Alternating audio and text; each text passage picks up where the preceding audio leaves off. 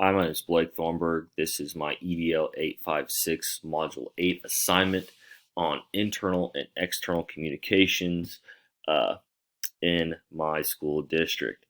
Uh, as beginning, the greatest help in trying to figure out how I was going to decide how I would convey this information, use this information, was those resources that actually went out and set out, hey, this is what internal communication looks like, and here's who is part of it, and here who is a part of the external. That was a huge help in trying to figure out how I would display my information in this kind of graphic organizer. I used Creately to make this. I'd used Creately before. Um, it was it was a whole lot easier this time than last time to create this graphic organizer. Uh, I wish it would be a little bit user friendly on how to maybe align words, whether it's right, left, or center, or some of my graphics are pretty much as close as possible to being the exact same size and looking uniform throughout the entire project. But just a couple of little things like that could have made this graphic organizer a whole lot easier to use and easier to set up. But as far as finding it, using it, being able to download information from it, creatively was a really good resource for me to use.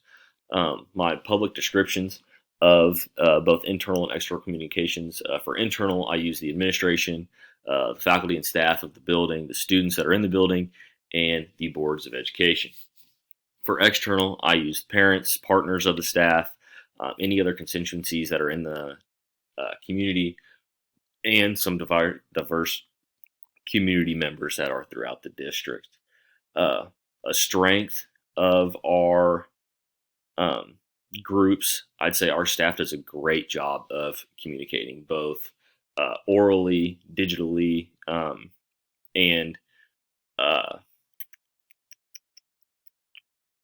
and written.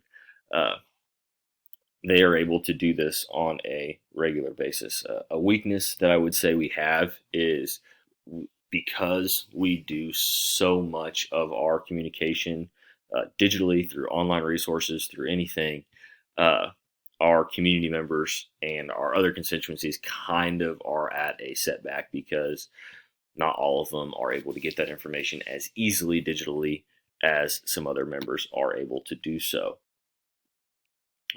Kind of a critique of my graphic organizer would be that I thought that using basically images would kind of be a different or interesting way to give my information, but it definitely made it a whole lot harder to present the information, especially when a lot of these graphics, the iPad or the computer or apps or anything like that, it kind of looks the same at times. So if I would have done it again, I would have probably just typed out some of the information instead of using graphics. So it does look like there's a lot of graphics on here.